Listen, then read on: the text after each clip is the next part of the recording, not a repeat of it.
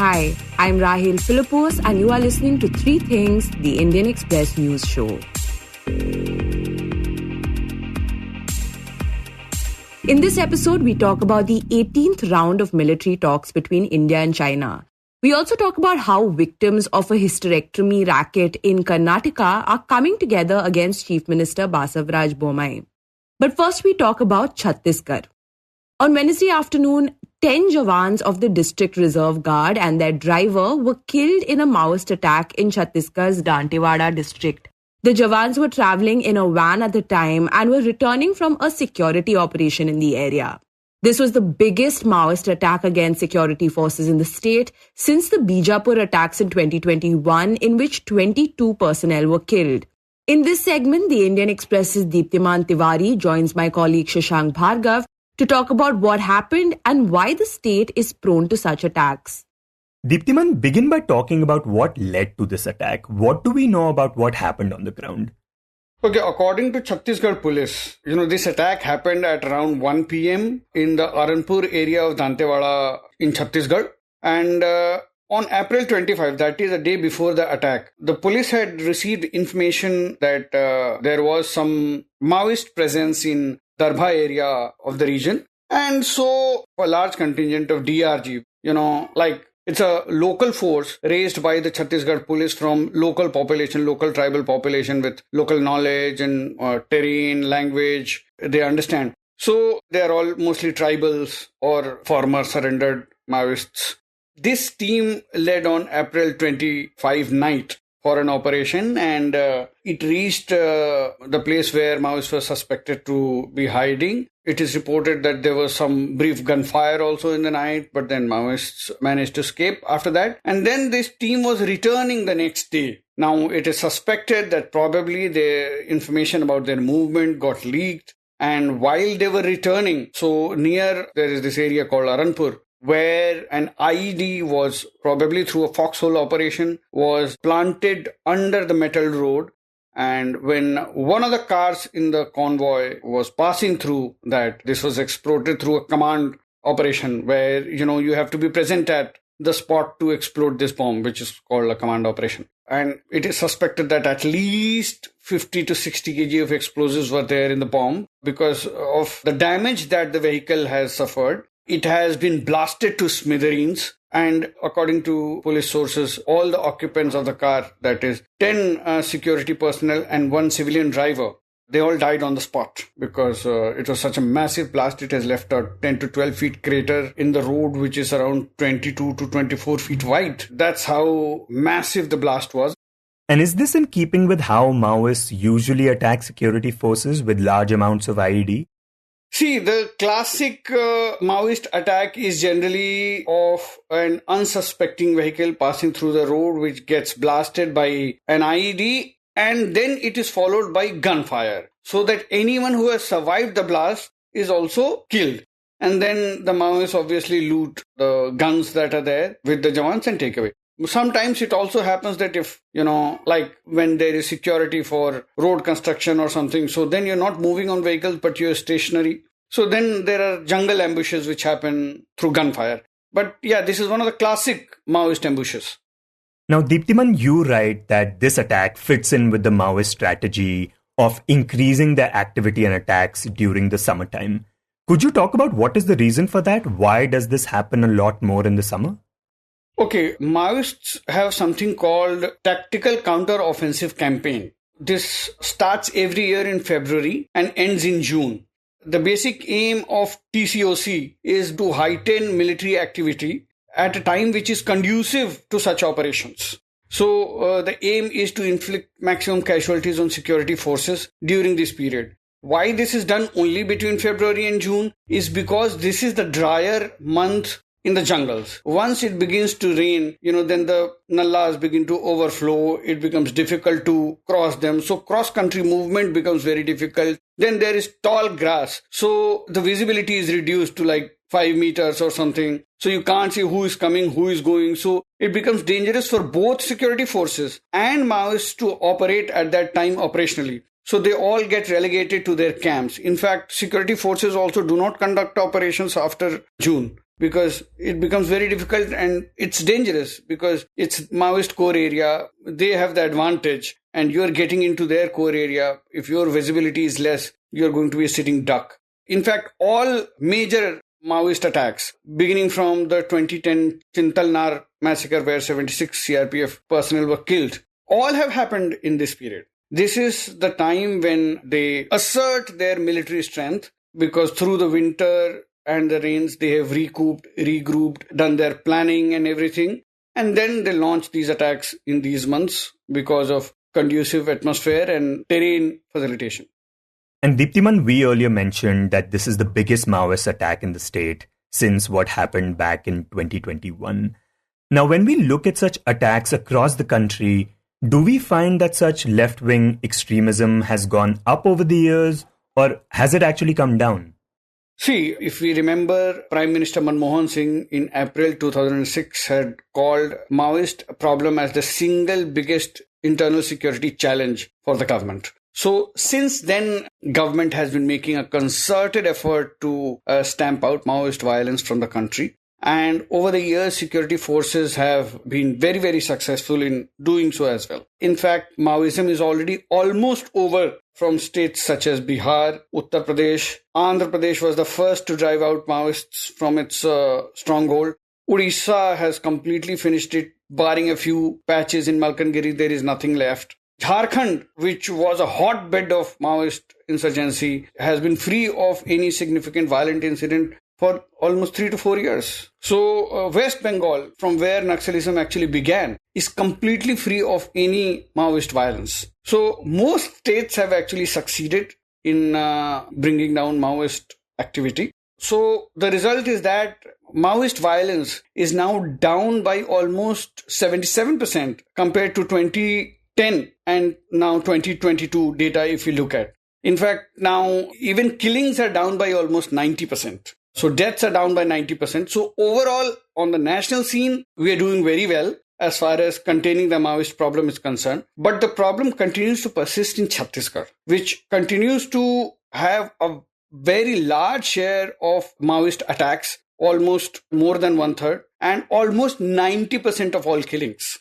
And what is the reason for that? Why is it that we have seen Maoist activity and killings come down in all these different states, but that has not happened in Chhattisgarh? Okay, so there is a historical perspective and a tactical perspective to it. The historical perspective is that its modern form that we see actually started in Andhra Pradesh in the early 1980s. Then Andhra Pradesh was able to form its special forces, which we now know as Greyhounds, one of the most highly trained and very, very professional force, which was very successful against Maoist violence and actually finished Maoist influence from Andhra Pradesh completely. In fact, now Andhra Pradesh records zero Maoist violence, not a single killing, nothing, no incident. So because of the push from Andhra Pradesh, where Maoists were strongest, what happened that all of this by the end of 90s, entered Chhattisgarh, which until then had very minimal activity of Maoist, insurgency. So suddenly all top leaders, entire cadre, everything got pushed into Chhattisgarh, where administration was absent, where there were thick jungles, and there was this axis of, what we now call as the Dandkaranya zone. There was this axis of Andhra, Odisha, and Chhattisgarh borders where you could easily flit between borders and escape police action. So suddenly what happened was that the Bastar area of which borders Andhra and Odisha became hotbed of Maoist activity with all top leaders and cadres being there.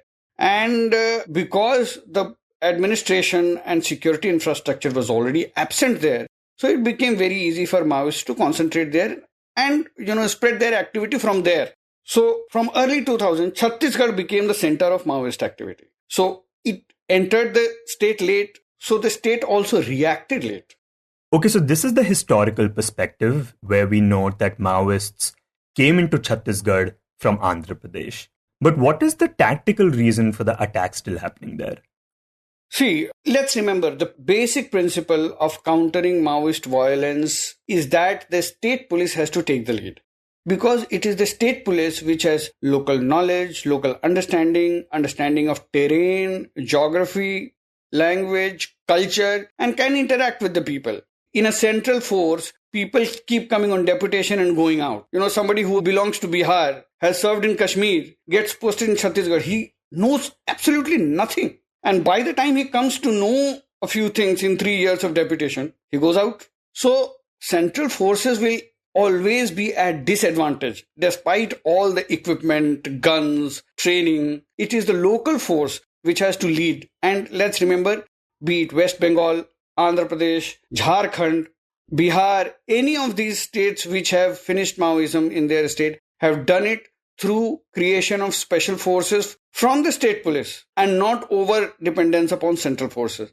And this is not what we are seeing in Chhattisgarh. You're saying we are seeing central forces come in and trying to solve this problem and not the regional forces as much? For the longest time, Chhattisgarh has been dependent upon central forces, CRPF doing most of the operations. In fact, only now, in the past 2-3 years, that we see that the DRG, which is their special force, is going out more and more in the field. And that is why you see DRG personnel getting killed. Because only when you go out in the field and conduct operations will you actually encounter Maoists and engage in a gun battle and probably suffer casualties as well.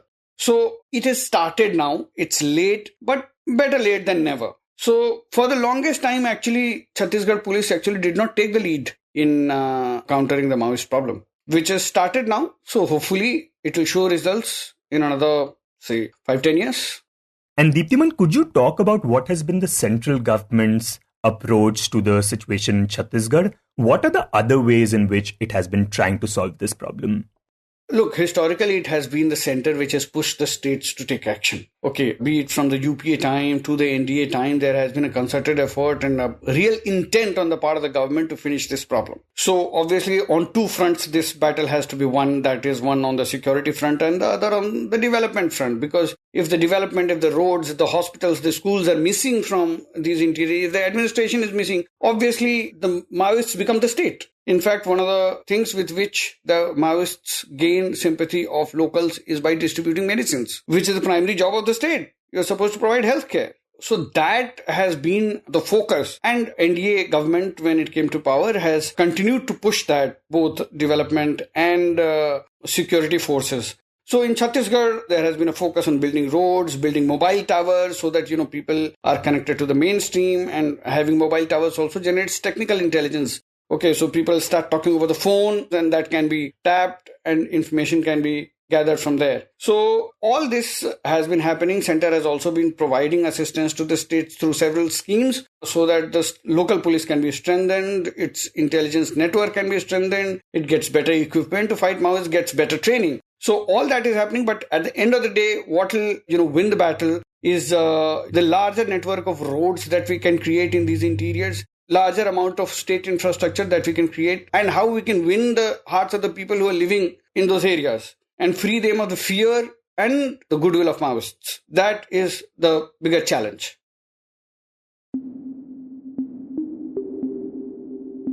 And next we talk about the 18th round of military talks between India and China, which took place last week. Back in 2020, the Chinese troops had transgressed along at least 4 points on the line of actual control in the Ladakh region. This led to a military standoff, and later even deadly clashes took place in the Galwan Valley, where 20 Indian soldiers were killed. And during this time, several rounds of talks have taken place. But despite that, there's been no significant disengagement between the troops.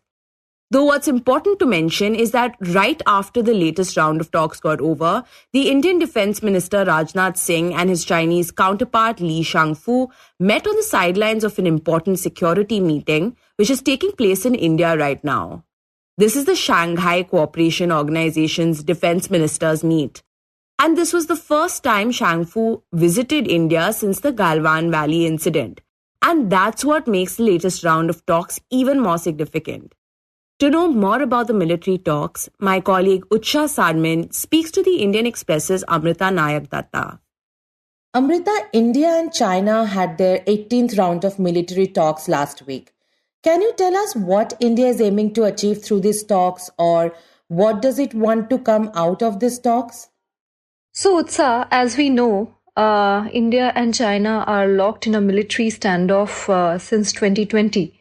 And it's a third summer now that we are approaching where India and China continue to be facing each other at certain friction points along the line of control in Eastern Ladakh. So these are the major issues that India and China are aiming to resolve through the talks, through the military level talks, and also there have been diplomatic representation, there have been diplomatic talks as well. So this 18th round of military talks is one of the round of talks that is seeking to maintain stability along the line of actual control, to see that there is no confrontation between the troops of both sides, to see that there are no clashes like the one we had at Galwan or even minor clashes, and also to resolve old pending issues. So the talks will not only see that there is no immediate confrontation between the troops already in certain places, while also seeking solution for this legacy areas like Depsang and Demchok, to see how in the future troops can disengage from these areas.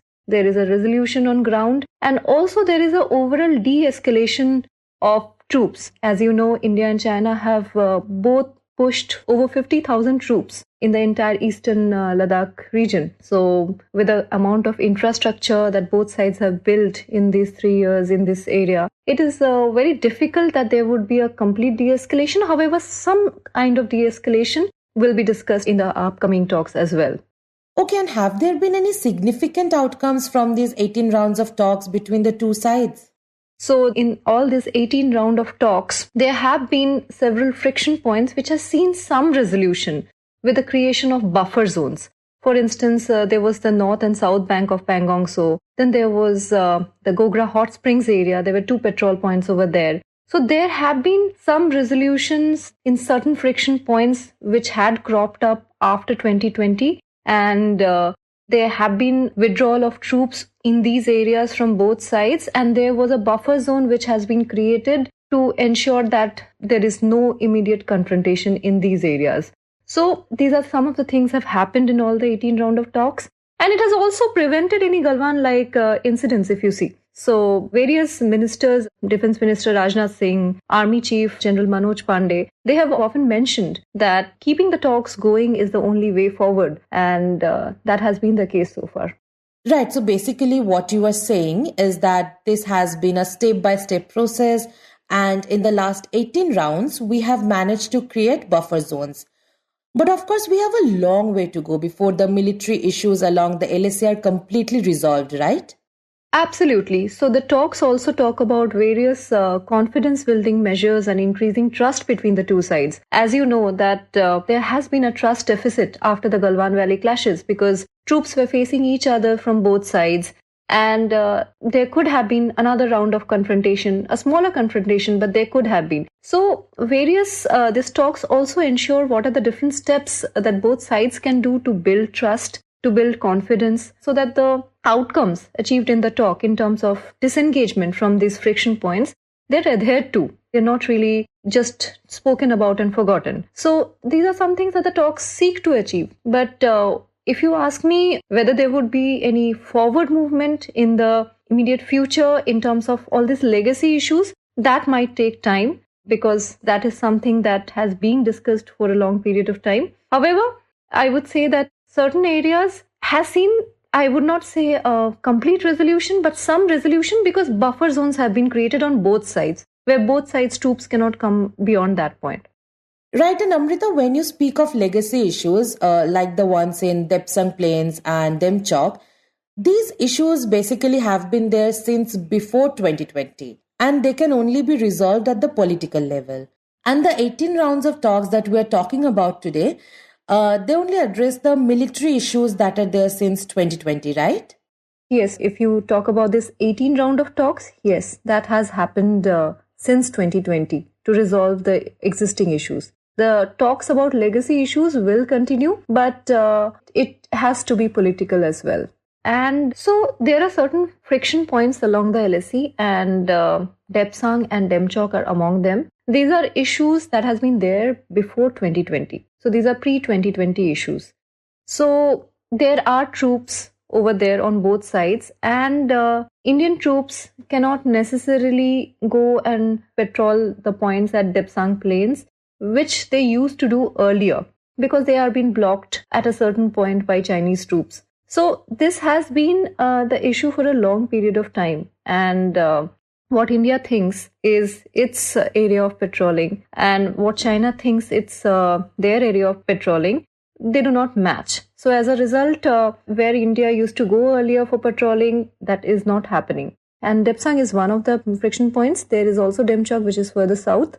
So yes, there are issues like that. And this, I would say, is along the LAC in Eastern Ladakh. There are many such points still existing in Northeast, in Arunachal as well. So yeah, those continue to remain like that. It has to be resolved at the political level. Right, and earlier you mentioned how India and China both pushed more than 50,000 troops along the LAC. So have the talks addressed that as well? So Utsa, as of now, both sides have pumped in thousands of additional troops in the region and have also created infrastructure for them. For instance, the Indian side has created roads, bridges, lots of habitat for the troops to stay in Eastern Ladakh. So a lot of infrastructure has been created for their stay. So it is very difficult to say that there would be a de-escalation immediately. There could be some de-escalation in future if both sides come on a common ground. But to say that all the additional troops will be gone from the region is far-fetched, because the situation has been such that infrastructure and everything has been created for them. And it's very difficult to say that there will be absolute trust between the two sides, despite the talks keeping going and everything else. So de-escalation sounds a little far-fetched for now. There could be some amount of it, but not largely. And Amrita, in the winter, because of snow, there are fewer chances of intrusion. But during the summer, once the snow melts, the chances increase. So do we have a plan or strategy in place to address this now that summer is here? So the army has formed a summer strategy in Eastern Ladakh for the upcoming months. And this includes a variety of things like holding a balanced defensive posture, having adequate reserve troops in the depth areas, ensuring regular patrols and daily aerial recce's. So these are some of the things that forms part of the Army's summer strategy in Eastern Ladakh, ensuring that efforts are in place to avoid confrontations and following of existing protocols. And India will also conduct several validation exercises, including on mobilization of reserves and logistics. So these are some of the efforts that India will undertake as part of its summer strategy.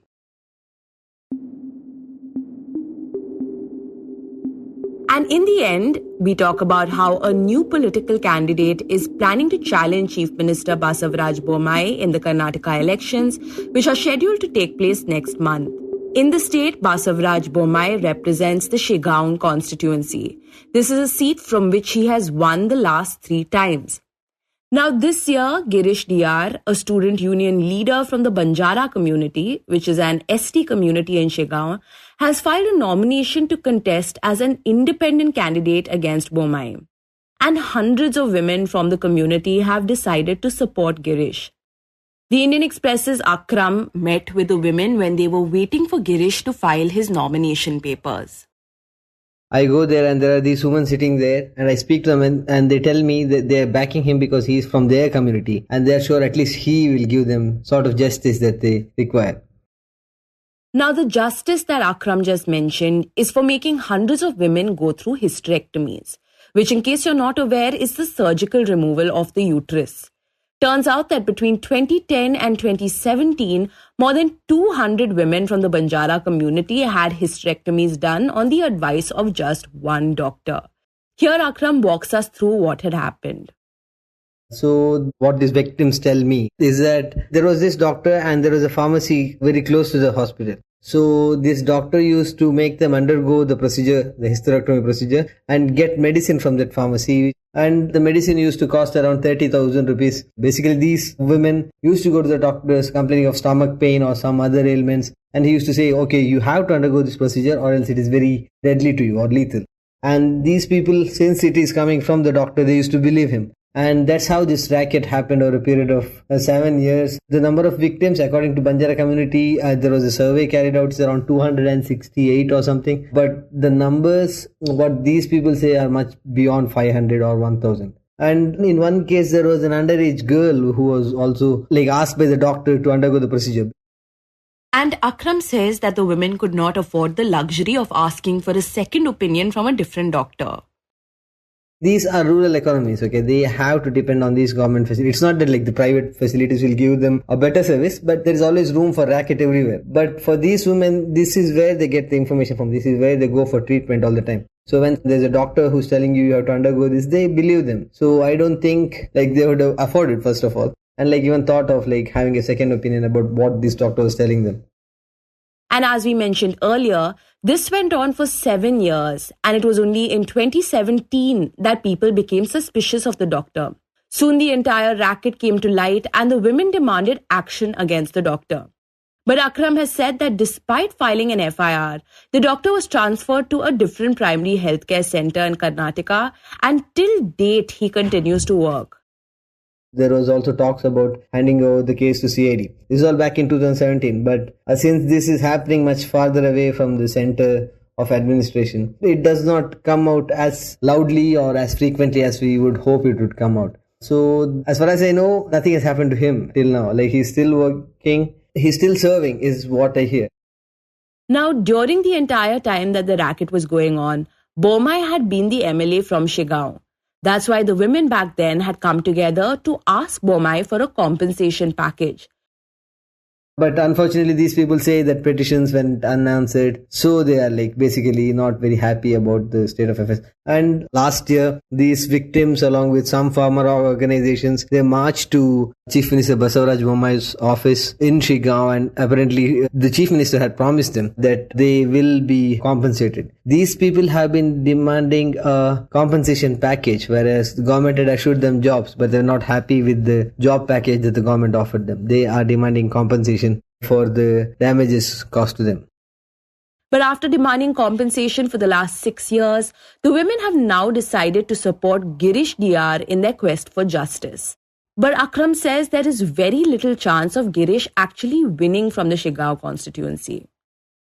Because Bommai is a clear favorite, that he's being backed by so many communities, even the Muslim community, which is not very friendly, let's say, to the BJP, are backing Bommai because he's from their town. So he has a very good chance of winning there. But the point of this woman backing this candidate is to get that justice that they think that they deserve. So they have tried so many avenues, they've gone to the CM and they are not able to get that justice. So they are trying to get some sort of relief and some sort of compensation for them, damages that they have suffered in a different way, by trying to prove a point that if you cannot provide us, maybe the CM, the local MLA, if you cannot provide us, then we'll look at someone who will be able to provide this for us. You were listening to 3 Things by the Indian Express. Today's show is hosted by me, Rahel Philipose, and written and produced by Shashank Bhargava and Utsa Sarmin, who originally spoke to Akram for the Karnataka segment. It was edited and mixed by Suresh Pawar. If you like the show, then do subscribe to us wherever you get our podcasts. You can also recommend the show to someone who you think will like it, share it with a friend or someone in your family. It's the best way for people to get to know about us. You can also tweet us at Express Podcasts and write to us at podcasts@indianexpress.com.